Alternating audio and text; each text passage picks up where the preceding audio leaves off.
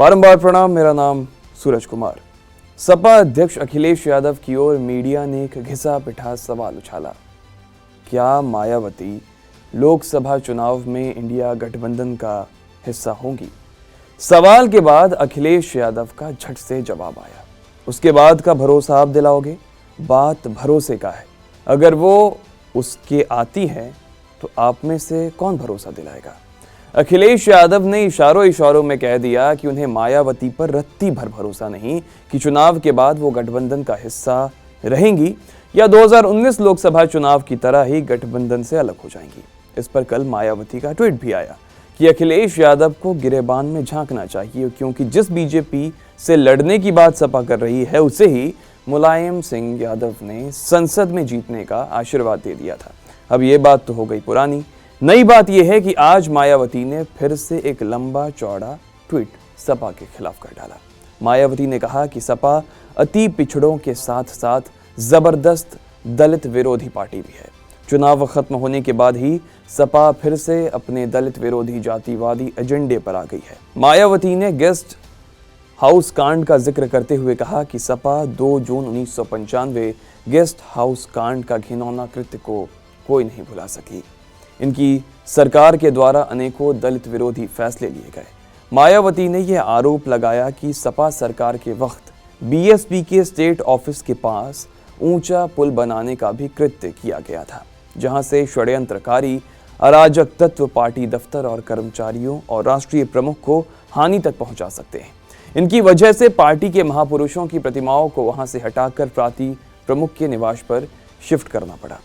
ऐसे हालात में बीएसपी यूपी सरकार से वर्तमान पार्टी प्रदेश कार्यालय के स्थान पर अनेक सुरक्षित स्थान पर व्यवस्थित करने का विशेष अनुरोध करती है। अब आप गौर करें, 2 पार्टियों की लड़ाई को कोने में बैठी कौन सी पार्टी निहार रही है? बीजेपी जिसने मायावती के दलित वोट में सेंधमारी की है, ओबीसी वोट बैंक अपनी तरफ किया है और अब कोशिश उसकी ये है कि उसकी ये सेंधमारी का दायरा और व्यापक हो, बढ़े। त्रिकोणीय लड़ाई में बीजेपी उत्तर प्रदेश में अपना सर्वश्रेष्ठ प्रदर्शन कर सकती है, कारण मायावती बीजेपी के विरोधी वोट बैंक का एक बड़ा धड़ा हिस्सा अपने पाले में लाने में अभी भी सक्षम है। अपने विरोधी वोट के इस बंटवारे से बीजेपी 2014 से भी बेहतर प्रदर्शन कर दे तो कोई आश्चर्य आपको नहीं होना चाहिए। ये बात तो सही है कि मायावती और उनकी पार्टी की राजनीतिक अवसान पर है।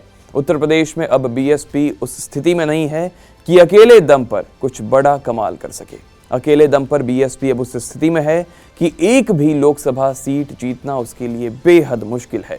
इस तथ्य के बावजूद ये भी उतना ही सही है कि अभी भी मायावती की पार्टी के पास एक बड़ा वोट बैंक है।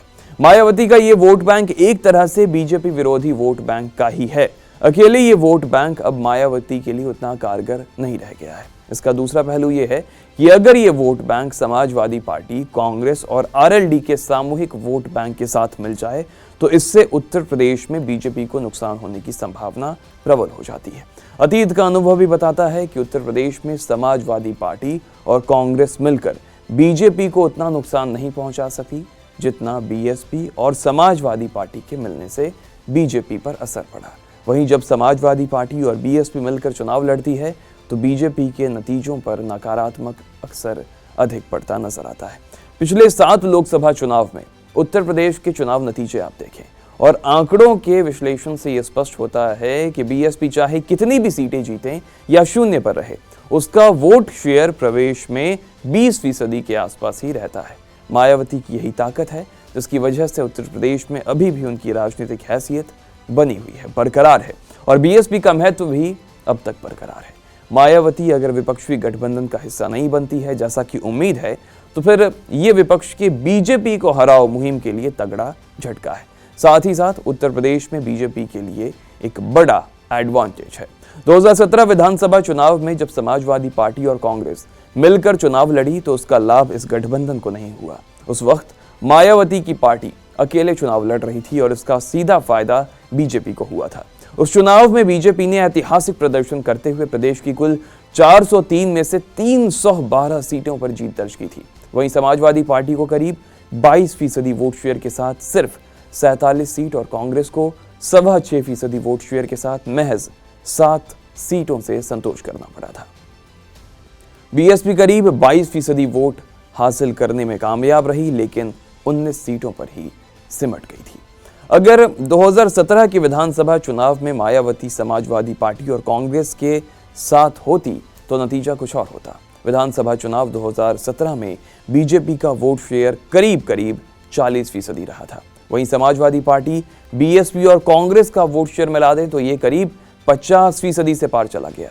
मायावती के अलग रहने से बीजेपी विरोधी वोट बिखरा हुआ था और बीजेपी ने ऐतिहासिक प्रदर्शन यहां दर्ज किया था। विधानसभा 2022 की बात करते हैं। यहां पे उत्तर प्रदेश में बीजेपी का वोट शेयर करीब 41% रहा था।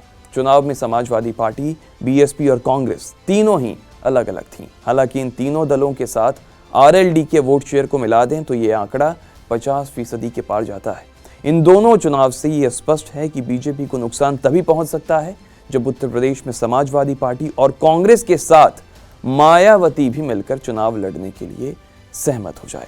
अगर पिछले 2 लोकसभा चुनाव पर गौर करें तो विपक्षी गठबंधन के लिए मायावती की अहमियत को बखूबी समझा जा सकता है।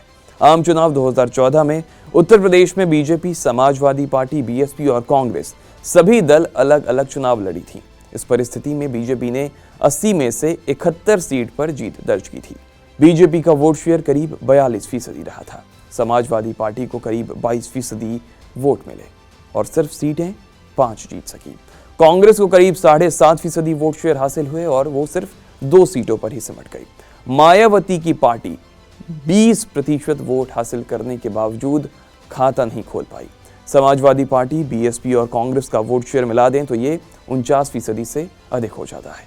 आम चुनाव 2019 में उत्तर प्रदेश में बीजेपी का प्रदर्शन अच्छा रहा था, लेकिन 2014 के मुकाबले उससे नुकसान उठाना पड़ा। इस चुनाव में समाजवादी पार्टी और बीएसपी मिलकर चुनाव लड़ी, जिससे बीजेपी को नुकसान हुआ। बीजेपी 80 में से 62 सीटें जीत पाई और उसे 2014 के मुकाबले 9 सीटों का नुकसान हुआ। बीएसपी को 10 और समाजवादी पार्टी को 5 सीटों पर जीत मिली।